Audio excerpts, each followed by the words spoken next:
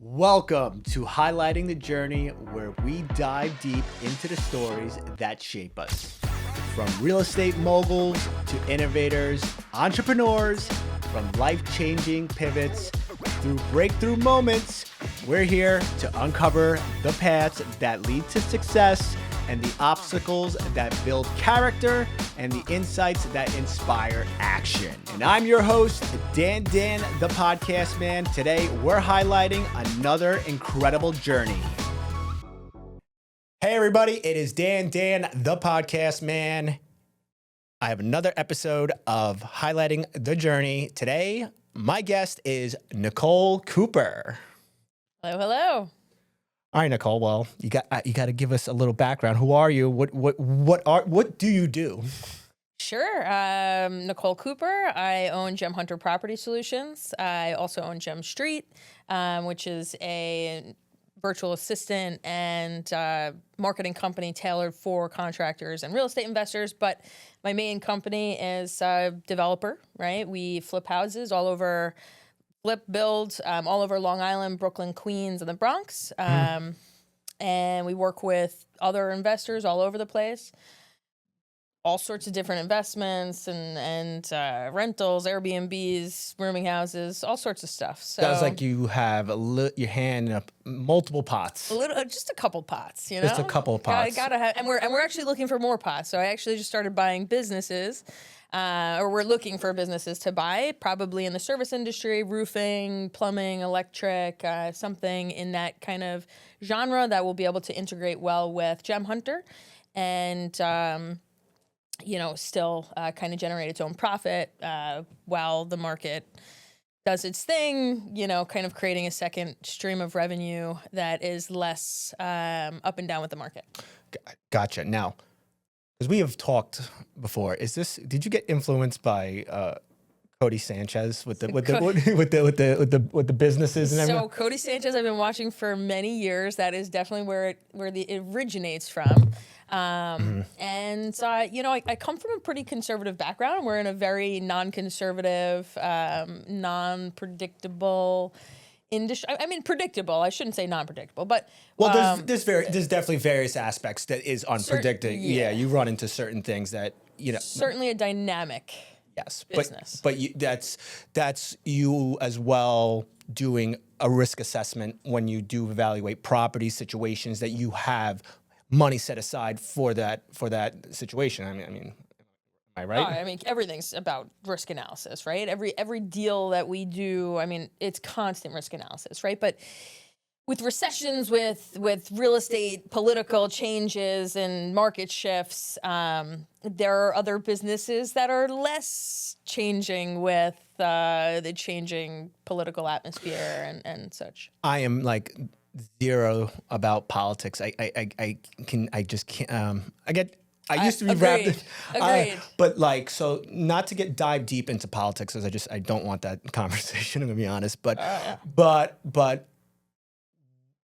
does it really affect how your business performance is? I think right now there's so much uncertainty in general, right? From what's going on in the Middle East to what's going on here to shifts in, the election that we had in New York City. Yeah. Was that yesterday? It was like 2 days ago, yeah. But that wasn't an official election. Wasn't that just a primary? Yes, yeah. But believe it or not, we're predicting. My agents that are heavy in the city are predicting probably a 10% decline in, let's say, the Upper East Side and other more conservative markets of the city and Brooklyn because of the shift in politics. So of course. Does it affect our business? 100%. You'd be foolish to not take it into account. Right now, there is we are seeing a major decline in Long Island, in my opinion, in the market, a slowdown, increased days on market. With houses? I'm only talking about the real estate market right now. Yeah. Okay. So a very significant, pretty much just slow down, right? So way more houses on the market, way higher days on market, tons of price drops. And we think people, the experts think it's just people are scared to buy right now. People are predicting that the market's going to decline because of the uncertainty of what's going on politically. Of course. And so we have to factor that in. No, of course. So like the new politician being in office, let's say he does win, how would that affect, I honest to God don't even know, how would that affect the market? Yeah, so it's actually pretty fascinating because I kind of felt the same way, but in the very high end, we do everything from buying mobile homes for 40 grand out east to in over 55 communities to, $7 million brownstones in Brooklyn, right? And so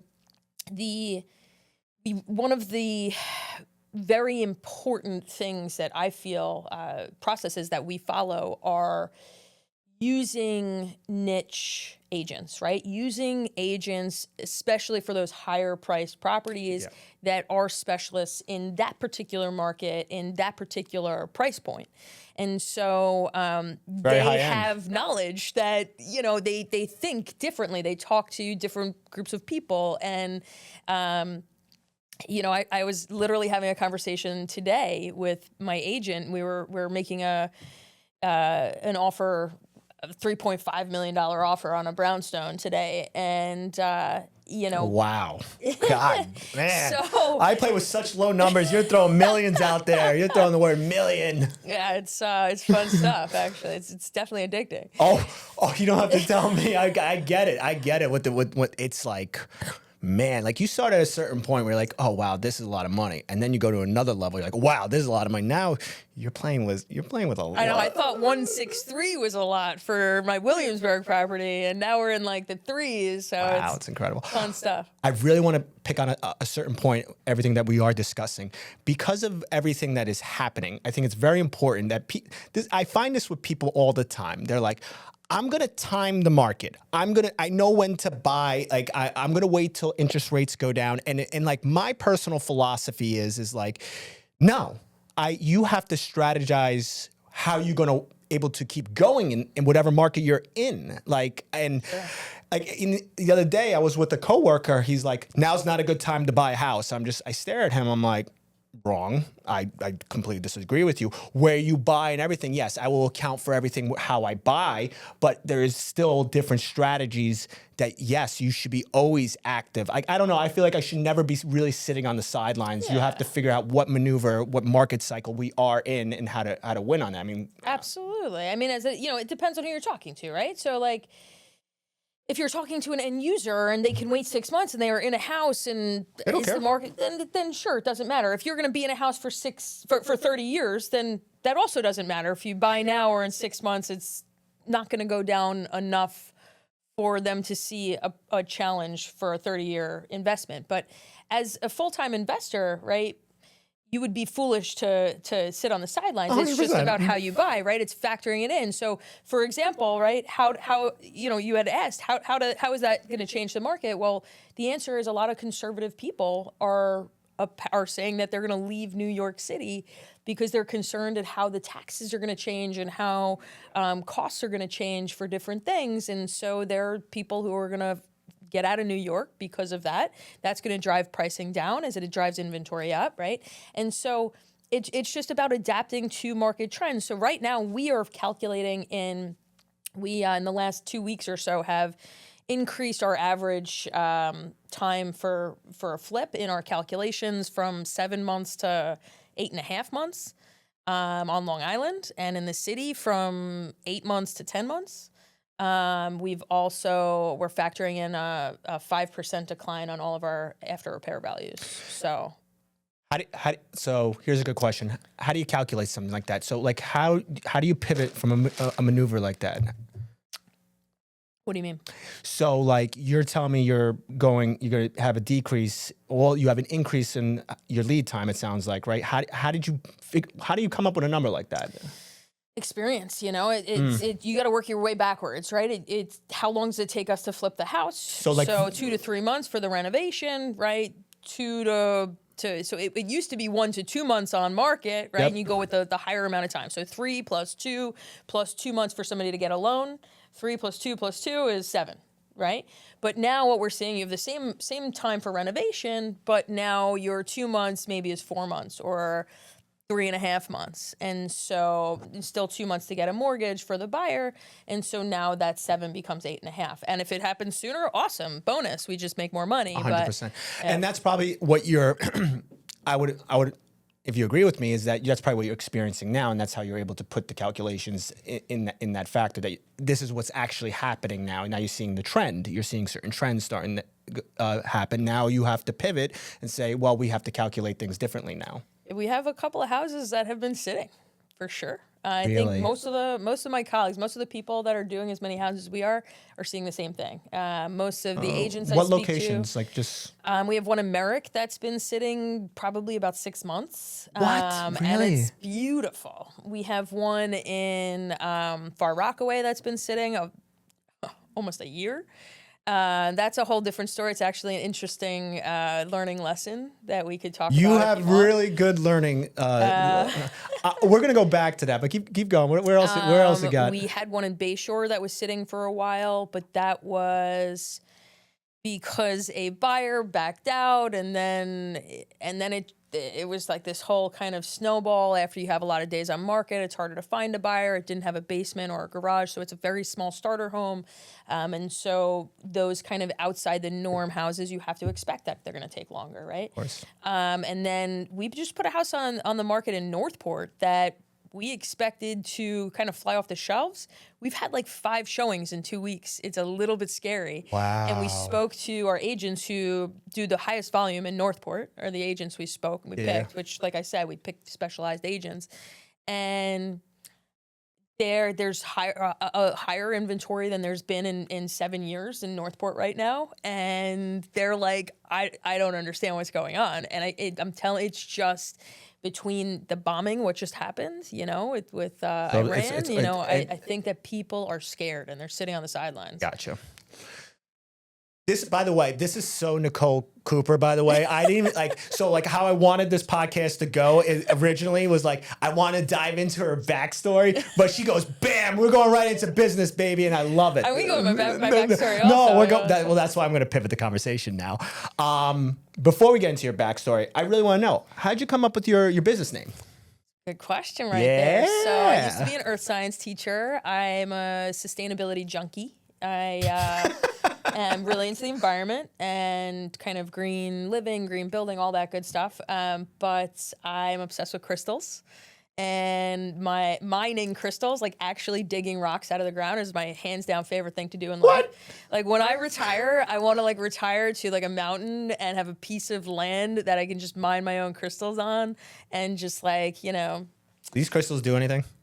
They're just beautiful, natural, amazing. They bring you energy. They bring you energy. 100%. No, so that's what it does. Major energy. I have a few crystals in my house, That's a few. a few. My friends. Few. When you hear the word few, that's like times. That's times 3. The last time I moved, my friends, I think we counted the boxes. It was like 42 boxes of crystals, like normal size boxes. Yeah. I did not know that. Little bit of a junkie, and this is where I wanted to get stuff in. This is the stuff we don't talk about. Mm-hmm. I'm not gonna get on the phone with you. I'm like, so what about your crystals? No, we networked obviously to do business together, and that's and want each other to win because we both have different values at different levels. I mean, when I watch you, you're just, my God, you're just we just got shot out of a cannon. But let's go back. Let's go all the way back. School teacher before all that. Where'd you go? Where did everything start for you? So I was a teacher for 13 years in Huntington. I taught AP Environmental Science and Earth Science. It had to be AP, right? Yeah, obviously, and Earth Science in Spanish, which actually really helps me now, right? With speaking to my guys. I mean, the majority of my guys speak Spanish only. So that's actually awesome. That's a big plus. Yeah, huge. And I started buying rentals about 10 years ago. So it's 2015, roughly? I think 2014. Okay. Yeah. So I guess 11 years ago. And how did that start? So I think that started. This is crazy, right? I'm ready for it. Hopefully she happens to hear you. I don't know, because I've been searching for this person since fourth grade. So I had my fourth grade teacher was Mrs. Char, Felice Char. If you are out there, find me. Deliver the message. She was this epic, amazing teacher. It was her first year teaching. She was like 24. She's badass chick. So she's still alive. This isn't an old teacher. Oh, she's definitely still alive. I found her on Facebook. I hit her up. I don't think she goes on Facebook. Oh, it's one of those people that just have So for 2 years, the message is sitting there. Did you check like her profile picture to see like when was the last time? I even contacted her kids. I gotta try and do it again. Hopefully this triggers the event. You never know. You never know, right? So go back. So she, I loved her. She was like this strong, powerful, independent, beautiful, intelligent woman, and I really looked up to her. And we had this amazing year. It was like this magical year. You know, those years of your years, you know when you're a part of something special, right? That happened to be a class. That was like a special class, a special teacher. The whole thing was like a magical moment. And the end of the year was like, she sat us all down as a class. And it's funny because we were fourth graders, but she had the respect for us that like, she sat us down and was like, I have something to tell you guys. Like, I'm not going to be here next year. I decided to go into the family business. My father owns and she had told us a few times during the year that like her father had owned a large apartment buildings in Brooklyn. And she was going to go into the family business in real estate, and it was really lucrative, and like she was going to go, like that's what it was going to be, and she's she going was out leaving a bang. teaching, and she came in and went out the same year with a bang. And I think that it legitimately made this little fourth grade brain that I was super intelligent as a kid. I was very go-getter always. Yeah, you like are. Education was definitely like my. I was good at it. I was good at school. Where'd you get in your SATs? My SATs, I don't even remember, but I had a 4.0 from 6th grade to senior year. 4.0. So. Totally see that with you. Yeah. I totally see that with you. So, I think that she had introduced me to this concept of like real estate investing and being a landlord as like a child. And you would never be exposed to that typically. So how old were you? So fourth grade, I was 9, right? 10, 9? It's so incredible because I relate to this. I relate to this because I start my date in real estate in 1996 when my father brought me to our first rental property. I have no idea what it was. Is you're coming with me? We're going to work. Get a shovel, and that was like the building blocks and of like real estate for me because as a kid, it's like you think, oh, it's just a kid. Mm-hmm. No, kids are very well. Kids are smart, and then we're talking to you, so we're just at another level. It sounds like, but keep going. Like this is incredible. It planted a seed, I think, and like it did. It absolutely did. And then it just sat there dormant, right? Like water, nutrients, like years. There's rocks. She's got minerals there. So I think I always wanted to buy rentals. Like I don't think I knew why, and then. Yeah, but looking back on it now, I think that is what happened. That's exactly what happened. And then my mom started dating a gentleman right when I was kind of like first or second year teaching. He was also a retired earth science teacher. I loved him. He also collected crystals, and he owned like 8 rental properties. And we used to talk about it all the time. And I think he like sparked it. And that's when I bought my first rental from him, and then not from him, but like under his advisement, guidance. You were guided though, like, but yes. Yeah. And, which is great. And then my second, and kind of, so he was a big factor in like kind of the immediate purchasing. Mm-hmm. And then I always wanted to flip a house, but I was a hustler, so I was tutoring 10 hours a week, working, teaching, doing this club and that club and everything to make extra money. And I don't do anything half-assed. So I wasn't going to just like randomly flip a house. I was either going to do it right or not at all. You're all in or you're not. Yeah. So come COVID, I was sitting on the couch. You can only eat so many cookies and drink so much wine before you're like, I'm bored. You know, I'm a doer. I can't really sit still. Yeah. And I joined Fortune Builders. So I joined a coaching program. Yeah, Fortune Builders, they actually stopped. They actually kind of retired from the education platform, but they were like the Harvard of real estate investing school for many, many years until just I think a year or two ago, they finally stopped doing coaching. They're huge investors in California. Gotcha. So they do a massive amount of properties in California. And it was a phenomenal program. I did like crazy research, which program to join, you know, all this, and they teach you how to flip a house like a boss. Like it's crazy. Like a boss. Like a boss. I like so, that. you know, no stone unturned, no risk analysis not learned. You know what I mean? So did you get a coach from them? So you have multiple coaches. So you kind of, the way that they structured it is you kind of would sign up for calls with coaches, and you can sign up for calls with whichever coaches you want. It was awesome. Honestly, like I am glad that's what I originally chose. It was the right program. I love talking to you because your level of excitement when it comes to your like I put something on my Instagram last night. I said passion drives me, not money. Yeah. And there's a clear-cut difference. Money's just a bonus. Yeah. Like money's really just a bonus. And you're just one of those people, it's just like, I love it and I want to have fun. It's just like, it's in your voice. Yeah. It's like, you're addicted. You're addicted to all this. And it's just truly remarkable. Wow. So going through your story, elementary school, bam.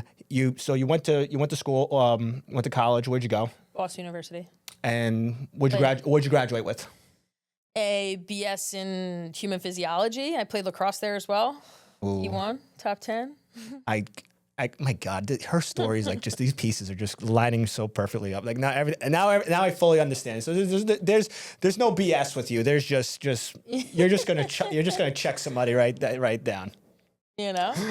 Oh man.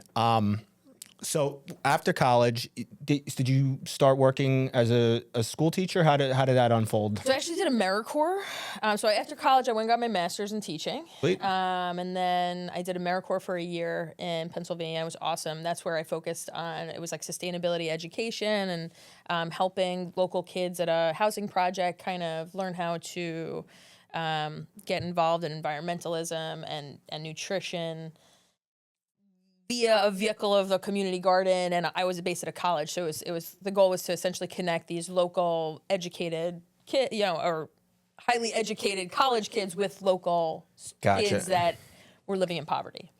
So amazing experience. I highly recommend AmeriCorps if it's not disbanded after this year because of all the cuts, but that's a whole nother story. But then after that, then I went into teaching. So I taught in Yonkers for a year, and then I was in Huntington the other. And you were an earth science teacher? Earth science and AP environmental, yeah. Gotcha. I was a bio teacher as well earlier on. But. Now, here's like a really good question. Do you think everything that you have learned from going to school, everything, did that help you in real estate now? I mean, I think that if you don't believe that you are who you are today and where you are today because of every last step you've taken behind you, it's foolish, right? Like we are who we are because of everything we've gone through and everything we've experienced. 100%. So, I mean, I think as a teacher, it helps me to be a better boss, to be a better leader. It helps me in our team meetings. It helps me in hiring, I think, to read people. I certainly became fluent in Spanish. I don't want to say I'm fluent, but I'm pretty much fluent. Can get the guys that say, listen, I need this done type of... I can say anything. I can pretty much speak fluently, but I can't understand fluently when they speak very quickly in their native tongue. Yep. So that's why I can't call myself fluent by any means. But...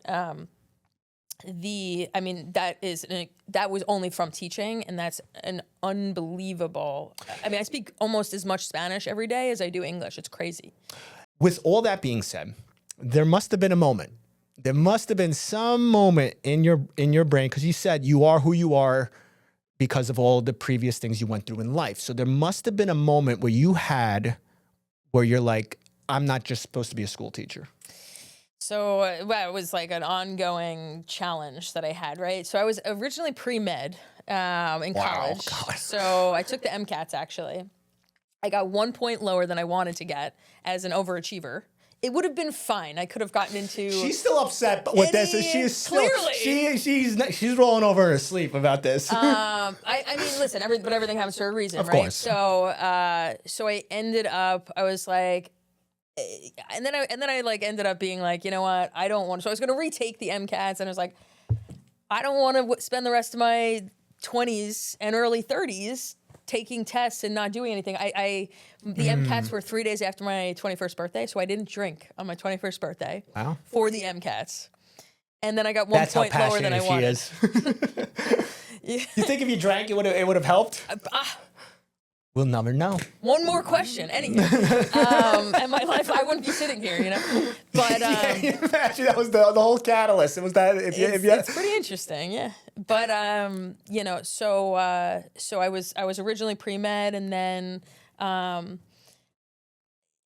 you know, I had like a 4.0. I was like as overachiever as they come. And as a teacher, I mean, I love teaching. I love helping people. But my goal as a teacher was always just to help people to live their best life and I love that term. Be as happy as possible and have an open mind. And you know, there was so much politics and BS that's in the education system today. I just couldn't stand it. It was like, what industry doesn't? I just like, well, it's the worst. It's the worst. But, it is hands down the worst. We were dealing with an insane amount of chauvinism also. Like, it was just, so there was, and then I'm like, all right, well, I want my kids one day to have whatever they want. You know, I want my kids to be able to live a life that I grew up. And I'm on Long Island, you know, teachers make good salaries for sure, but are they going to be able to do whatever they want? No. Or am I going to not have to worry when they have an opportunity in 11th grade to go to Israel to play soccer and it's going to cost $10,000? And am I going to be able to do that for them on a teacher's salary? I don't know. So, well, I think you know the answer. So I was concerned about that. And it was, you know, I did feel a little like I wasn't fulfilling my potential, you know, where back in college when I was like, oh, screw this, I don't want to take these tests. And I was like, money doesn't matter, you know, because I was like living the hippie life, like at a music festival in college, you know. Man, I love like, that. Money doesn't matter. Like, I don't care how much money I make, you know. And then you realize when you graduate college, like, money is not, money is real. Like, does it matter? No. Does it judge everything? Absolutely not. Like, can you be absolutely miserable and have a ton of money? Absolutely. But money does make things easier. 100%. And again, conversations I have with so many people, it's always this. This is how the conversation goes. Like, what do you want? And like, oh, I want a Ferrari. I'm like, oh, you want a Ferrari? He's like, but are you happy right now? He's I don't like, need a Ferrari. But you don't need a Ferrari. But he goes, I'm like, are you happy right now? He's like, no. It's like, then you're not going to be happy with the Ferrari. No, that's for sure. He's like, and it's just that thing. If you're not happy today in whatever you're doing, you're not going to be like, until I get to this point. That is a load of crap. And you probably have experienced that too when you had to, because you get to a certain point and you go like, well, this didn't really make me happy. I have to kind of figure out how I'm going to be happy. And I think one of the big things I focus on now is, I want to get to this point, but I want to enjoy the process. 100%.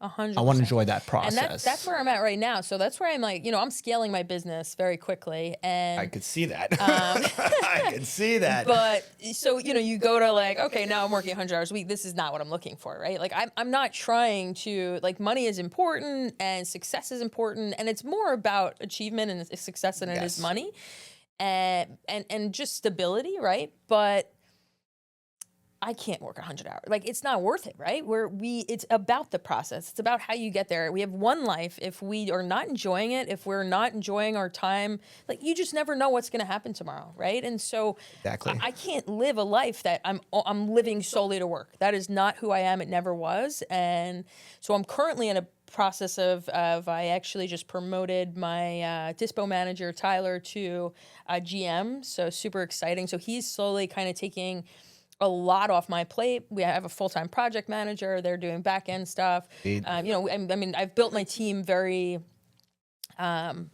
particularly to try to slow down myself in the business and then be able to free some time up to buy other businesses that I can also put a CEO in the owner's box, so I don't have to be running that business. You don't want to be overseeing working. it. You want to be working on the business, not in the business. Correct.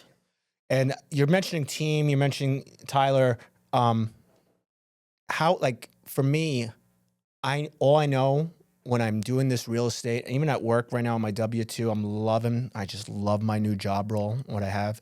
I love when I have a great set of people. And then when you establish a team, like my real estate team, where I pick up the phone, I got my lawyer. I pick up my phone, I got my financial advisor. It's so enjoyable. I'm having fun. I want to call these people and talk about it because they're not people that, obviously, they're performing a service for me. And I even recently, my other media team, I was talking to them, and we're talking about strategy and this and that.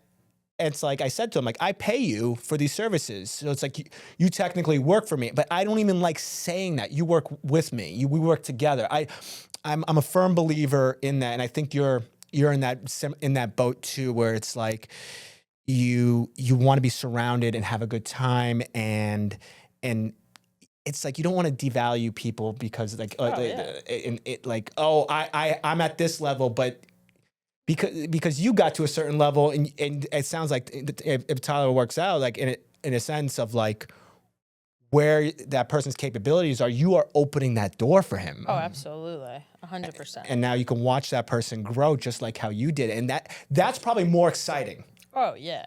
I mean, providing opportunities for people is huge. We were just talking about before this, right? Like, how do you value your team and then show your value, right? Show them their value to you, right? And so when we just actually got health insurance for our whole team, which makes me proud to just be able to kind of provide that for them and their families, and all the benefits that come along with it, and there's all sorts of different disability, all sorts of different stuff that kind of medical's huge. Yeah, so it's being able to show them their value is important, and provide opportunities. Of course. So it sounds like it's not all about you.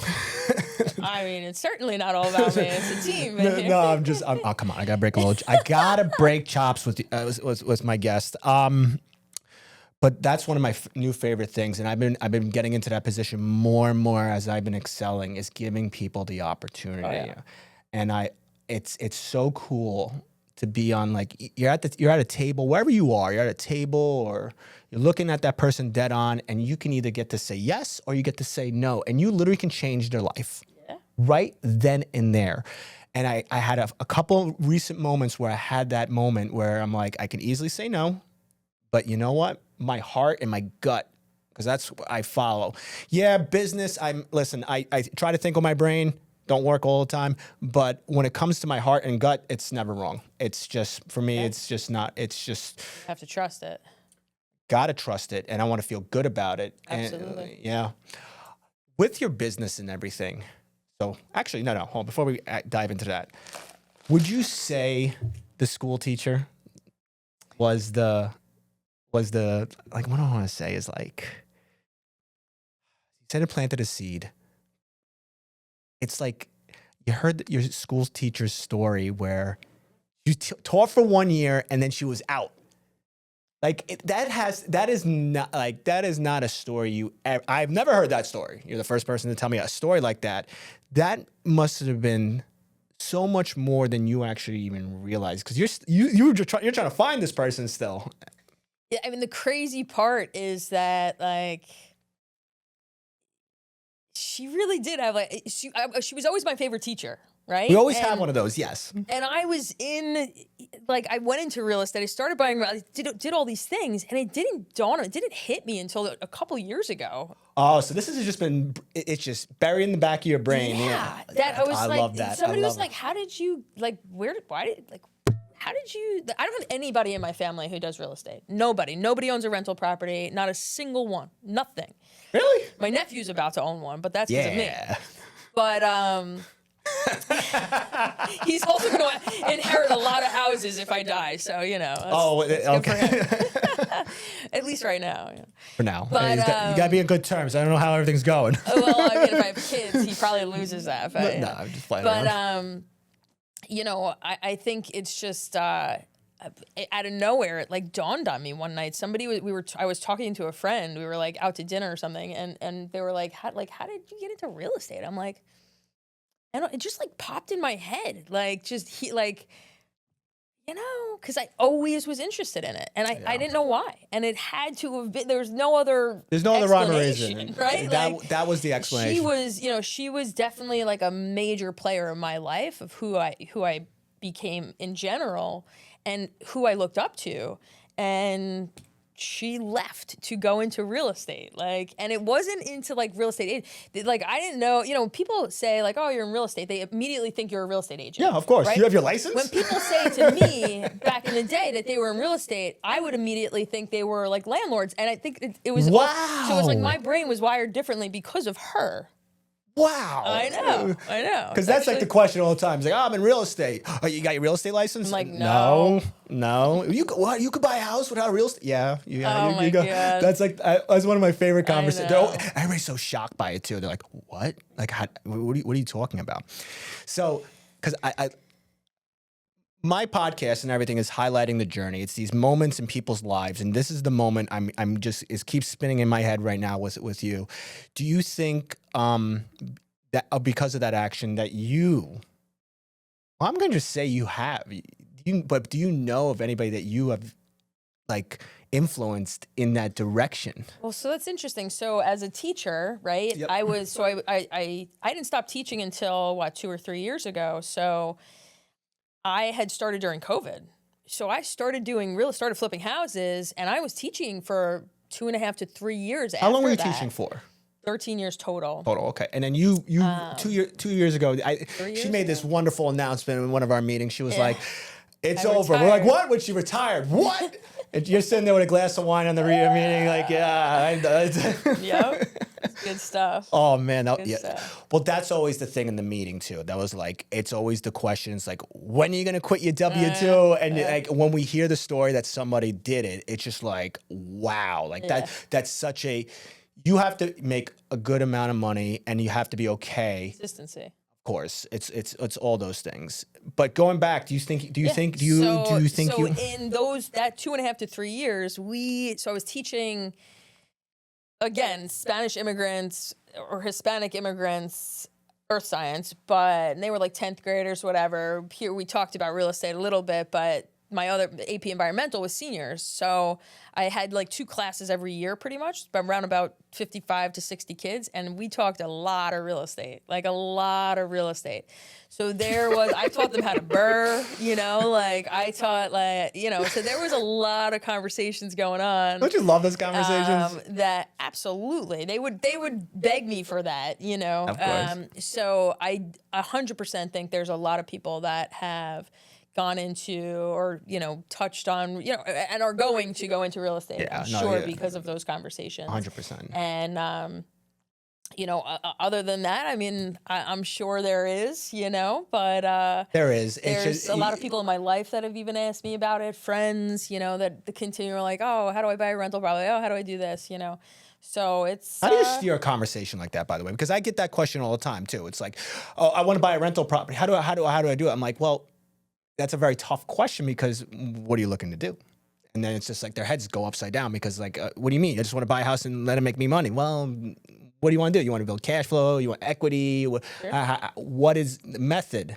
I mean, I'm like a burr or nothing kind of You're gal, really? Okay. But I'm also have the ability to do that, right? We have a huge marketing spend and we're getting a lot of off-market properties under market value, right? So it's tough to get properties under market value, although it's about to change. But it's not easy for normal people to get properties under market value. And so I show them the process. I explain to them, like, start looking. Do you want to invest here? What is your budget? People immediately think they need like $200,000 to do it, which they don't. And you and I both know. You need to have some capital. 100%. You need some capital. People, 100%. you can't. Like, I hate the one term I do not like that's thrown out there. For you, it's different. I know that. And for me, it's different. We can invest in real estate without putting a penny into a deal now because at the level we're at. But to tell somebody off the bat that you can go into real estate with $0, that is very falsifying. I agree. I don't. I mean, unless you have unless you got somebody that's just going to pour money into somebody your that's willing to take a chance on you, right? Yeah. So, which you can, right? A lot of people have, and a lot of people don't necessarily tap into those resources. I tapped in that resource. That's how I started. That's how I started. My first flip, my dad funded the whole gap. Yep. You know, I mean, I paid him for it, you know, But it's the same thing with me and my father. It's my first house. I knew I was not going to get that house without paying cash. And my father had the cash. I didn't have the cash. It's just how the market was back in 2023. And this was a solo house. This was because my father owns other rental properties. But my dad's philosophy was always, you buy the house outright. That was just his old school mentality. 1% rule. All right. If it's $300,000, the rent has to be $3,000. That's it. You win. But obviously, we know so many different techniques and how to make money with. If he wants those, I got a few of them right now. So you hear that? He probably does. We'll talk offline about that. Where was I heading at? Now I'm like my train of thought. But shit, damn it. We were talking about getting money to having. Yes. You need to have money to buy a rental property, but you don't need as much as most people think, right? Yes. And you need less in different areas, right? And depending on what your goals are, you know. So let me ask you this: forget about the money. Forget about the education. Forget about all that stuff. What does a person need? What quality do they need? Do you know it? What quality? I mean, is this like a? It's a test. It's a test. Oh, come on! You want that extra point? This is it. One quality? Yeah. So there's a certain quality I'm seeing. Determination. Determination. There's a million qualities that could be beneficial or not beneficial. What do you? But for your personal opinion, what do you think is the let's say the number one quality? I have mine. I'll share mine, but I want to hear yours that first. You need to buy a rental property? In general. But to invest in real estate, to buy a rental property, to flip houses, like what? To leave your W-2.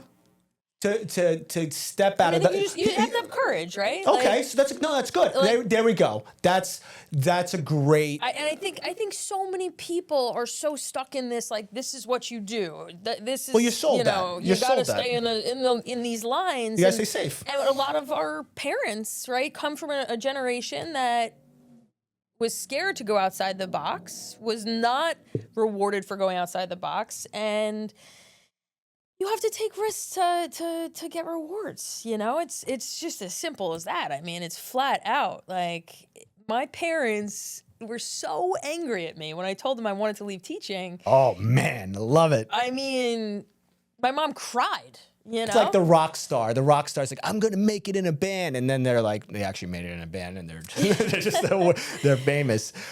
So it's, you have to have courage, right? You have to be able to I love that. I love determine who you're going to listen to, who you're going to surround yourself by, because people around you are going to tell you, this is not going to work, this is not going to work, this is not going to work, this is not going to work, on everything they're not comfortable with or they don't know. And so if you want advice, don't ask people who haven't done something what they think. Surround yourself by people who have done it and are doing it so that they're going to support you and or tell you the things that are good and bad, and they're not going to say this is a bad idea. They're not going to immediately shut it down. They're going to analyze exactly what you're trying to do and determine if it's a good idea with a, non-judgmental tone rather than people who are scared to do something that they haven't done in the past. You know what's scary? What's scary is that you go to you graduate high school, you graduate college, you get a decent job, you work that job for 30, 40 years, save up for your retirement, and then maybe you'll enjoy the end of your life. Maybe you will enjoy that.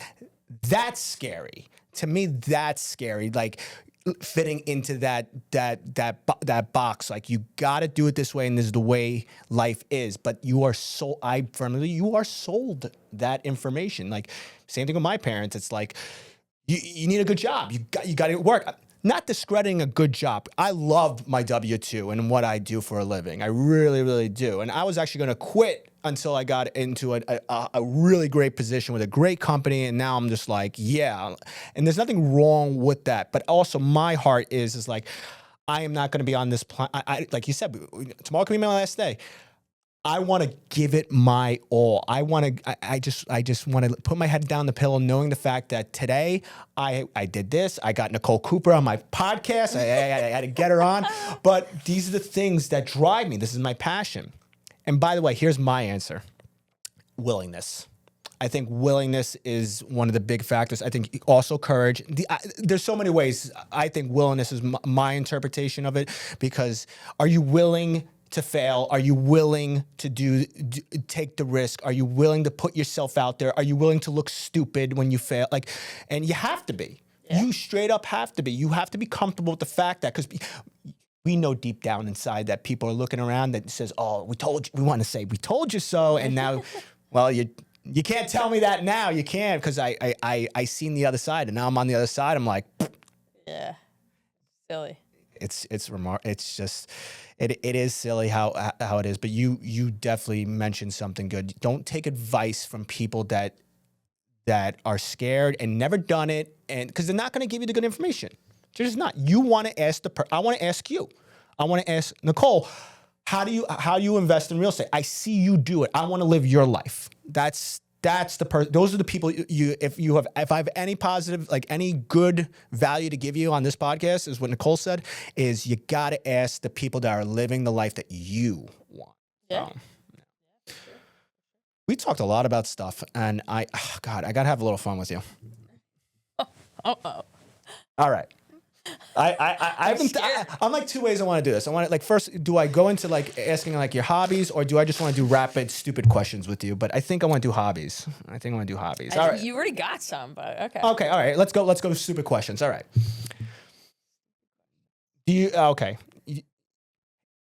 When you order like a hamburger and French fries, right? Do you eat the whole entire hamburger first, then the fries, or do you eat it both at the same time? If I were to eat a hamburger and French fries, I would eat them at the same time, but I try not to eat French fries because they're just so fattening.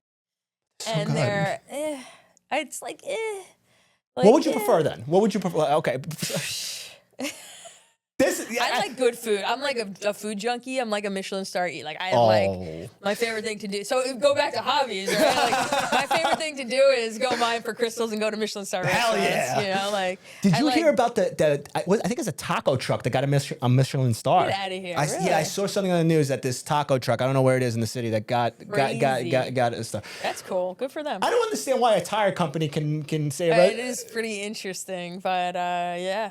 Okay. They're good rating systems, you know. Now, this question, you're probably like, why the F is he asking me this? When you put your shoes on, okay? So, by the way, whenever there's a new relative, like a relative that brings like a girlfriend or a friend, or somebody that's introduced into our family, I'm the jerk that sits there and looks at the person. I'm like, what's your favorite color? And I just start asking the most absurd questions. And like one is like, so here's one for you. Before I ask the shoe question, if you could have one superpower, what would it be? So this is actually a good one. I've thought a lot about this.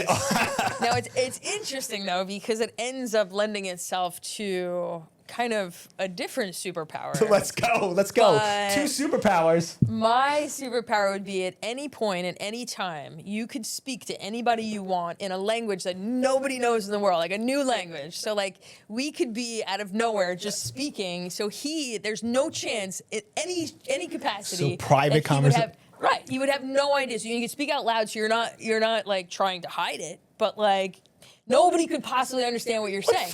And then somebody says to me like, all right, well, does that mean you just want to be able to read brains? Like be able to, and I'm like, I guess so. Like no. Like communicate telepathically, but I like mine. Like I want to be able to speak so you're not making people feel uncomfortable. I'm a people pleaser, but like I never want to bring negative energy on anybody, never right? Do. So like I do. never want to make people feel uncomfortable, make people feel like I'm talking about them, but sometimes I want to talk about them, right? So so if you do that, right, people just think you're speaking a language they don't know, but it's just this brand new language. So that's my superpower. That was pretty damn epic. So you had to spend a lot of time thinking about this. A lot of time. Okay, you spent the time. Now, I got to know, what's the name of the superpower? Come on. I don't have a name for it, actually. Can't think of one right now. You can't be creative. Would it involve a crystal name? It's not really like a naming item, you know? I don't know if I'd really name it. But, yeah. Here's something really stupid. When you put your shoes on, okay, are you the type of person that puts one sock on, one shoe on, another sock, and then your other shoe on? Socks and shoes. Both socks. Okay, and both good. shoes. Good. I figured out that anybody that does that is a psychopath. Interesting. I've seen people do that. I just watched that unfold. I'm like, what the hell is happening? Interesting. That's an interesting question. Yeah.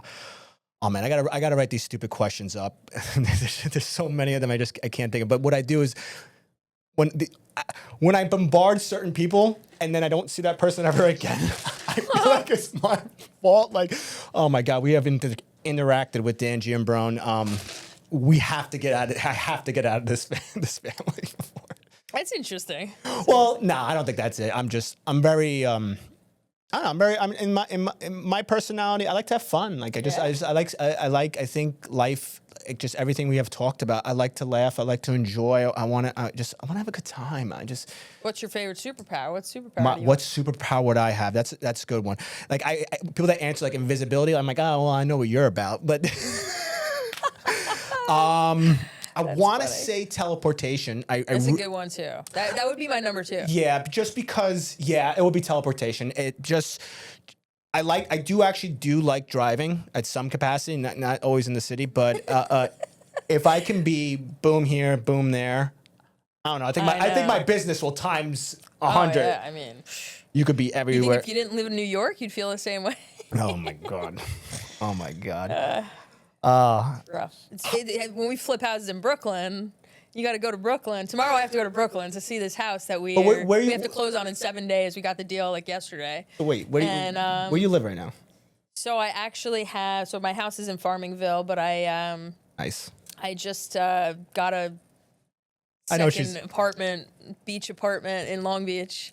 And I'm very jealous. I guess I'm both Long Beach. She's better than me. I don't know. It's just like she's better than me. She gets to live. Direct south facing view. You walk in, you just see the ocean.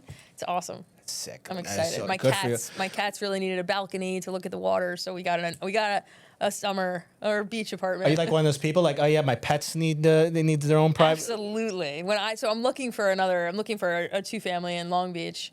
I love Long Beach, so I'm probably semi-moving there.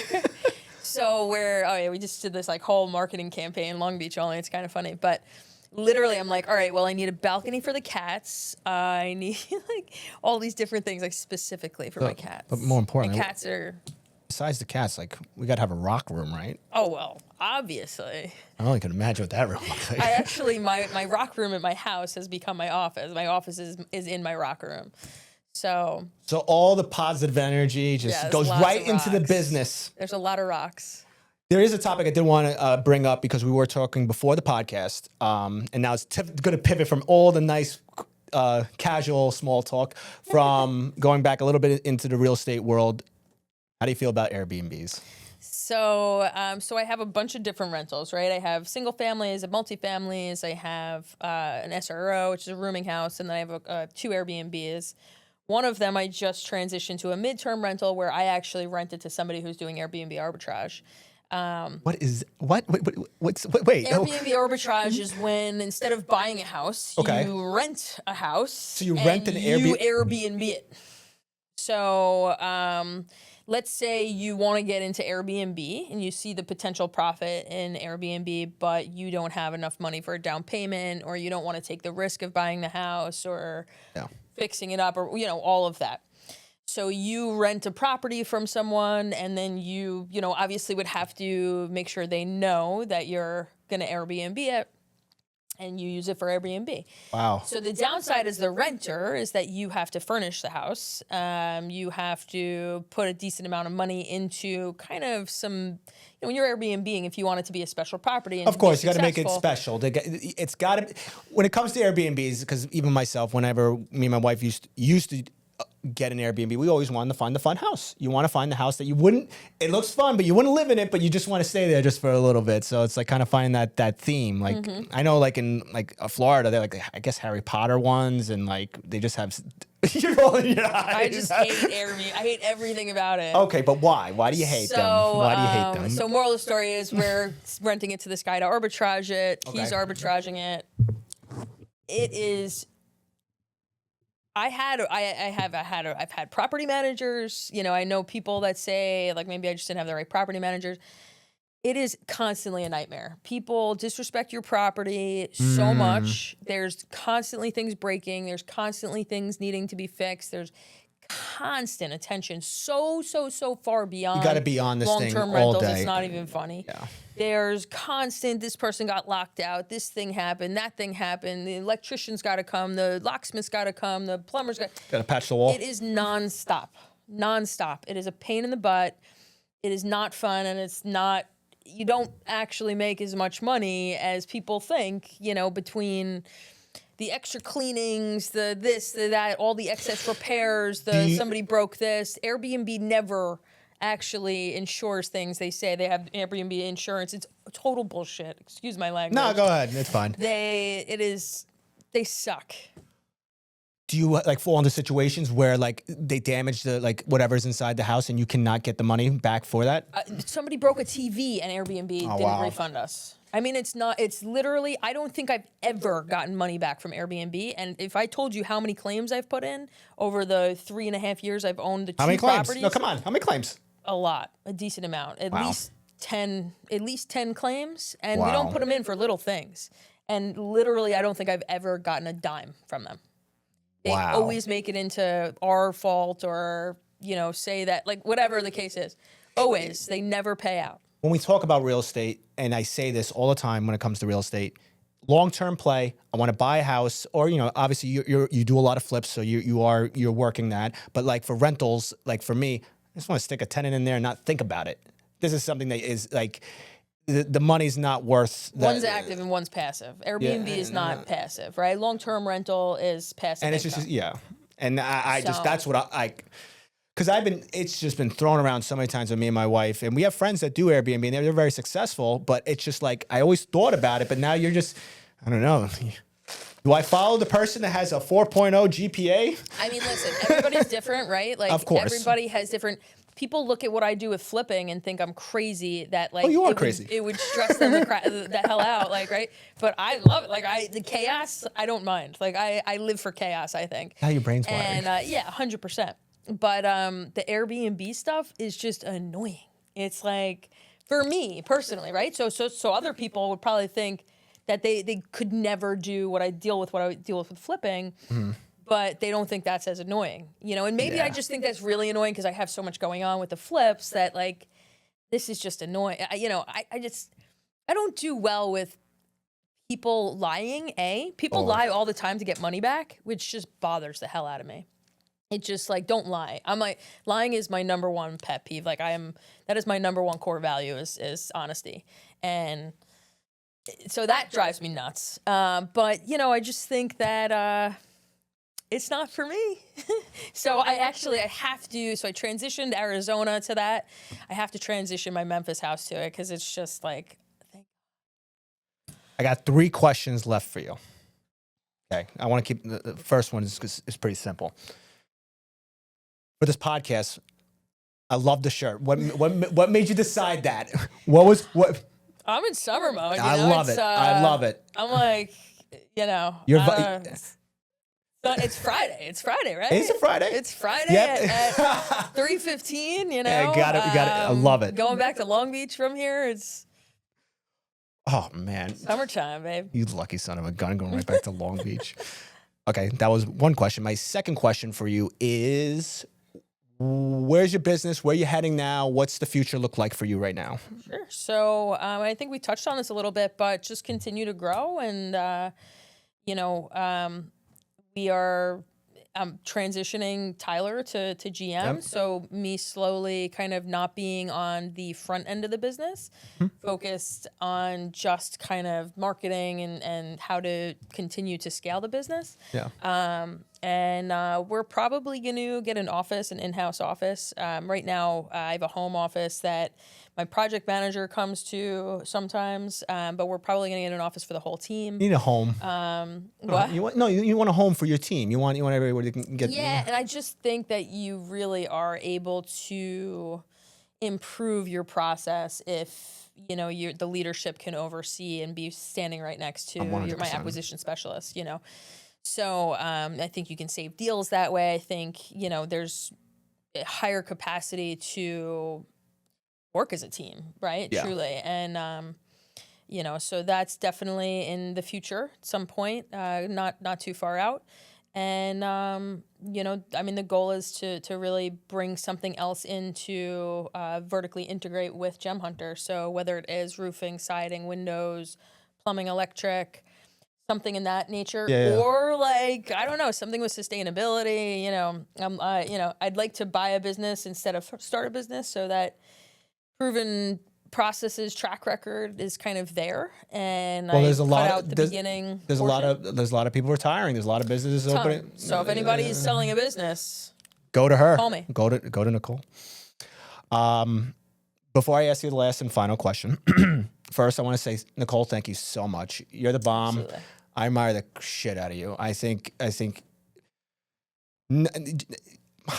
a lot of there's so many things. I'm just gonna say, because it is my honest feeling about you. I love the fact that you're a woman in this field, that you're independent in this way. And I remember when you invited me to see a property, you were trying to wholesale it to me, and you just poured nothing but knowledge into me, and you were just trying to help me out. And watching you navigate that, it was so remarkable. And you were teaching at the time too. I'm like, you're a school teacher? I'm like, yeah. But then you just like, I saw like the clothes you were wearing. You had like all your keys hooked up, and it's like, my electrician's gonna go do this and this. And I